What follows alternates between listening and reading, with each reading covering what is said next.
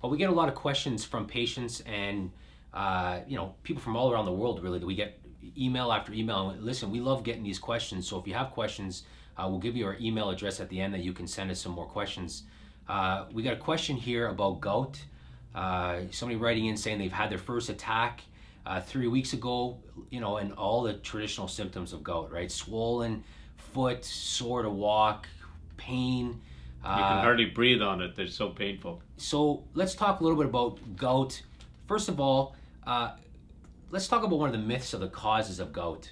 A lot of people will say, well, I don't drink and I don't eat red meat, which is unfortunate, but we'll talk about that. But that's not the most common reason why most people today get gout. Yeah, and gout is, uric acid is a byproduct of metabolism in the liver. When you're starting to break down your glycogen, meaning that where glycogen comes from generally is that your body storing your sugars into your liver, and when your body takes those sugars and starts to break them down and use them, one of the byproducts is uric acid. The thing is, today we see so much more uric acid than we ever did before. Yeah. Gout 100 years ago was almost unheard of. It was so rare they call it the rich man's disease, and there wasn't many rich people, but they associated with that. But what we realize now is that uric acid really is a product of our lifestyle today, and that is that we're eating way too much sugar. Yeah, and especially fructose. Yeah, especially fructose, the high fructose corn syrup, because it's cheap, so they put it in everything. It increases the margins and everything they make.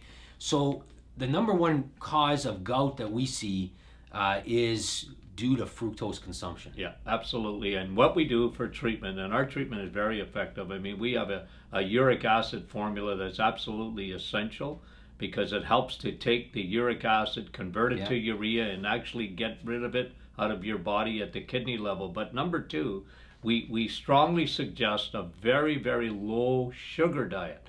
And yes, low carb, get weight off, those things all help. But even then, I get patients to look at labels, lower their actual fructose sugar content, and even fruit. And how many grams a day would you say you would recommend somebody with gout to have less in terms of sugar? Less of 15 grams a day. I mean, and that's low. I mean, that's nothing. Right? If they have yogurt for breakfast, they've blown it, right? And they're going to experience gout-like symptoms, right? Yeah. So the other thing too, just to mention that oftentimes, and uric acid, you can have very high uric acid levels, and you don't have any gout. That's right. It won't manifest itself as a pain in the ankle, but like uric acid is never good in the body. It's not meant to be there. It damages your blood vessels, can cause high blood There's a lot of research showing that specifically uric acid might be the reason why people get metabolic syndrome in the first place, right? So, I mean, it not only can cause muscle and joint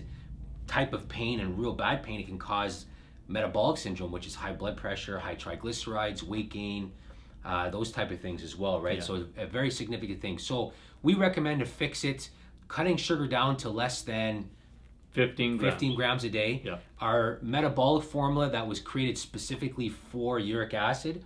And then for real bad cases, we also have people take our inflammation formula as well. Yeah, often put them together. It's actually very effective. And we get tremendous results. And the idea is you don't want it to come back. No, that's right. Yeah, because that's really an indication that your body can't handle that kind of stuff, right? So there's a long-term implication to that as well. Well, we want to thank you for this question specifically. If you have any questions about this or any other questions, you can email us at info@martinclinic.com.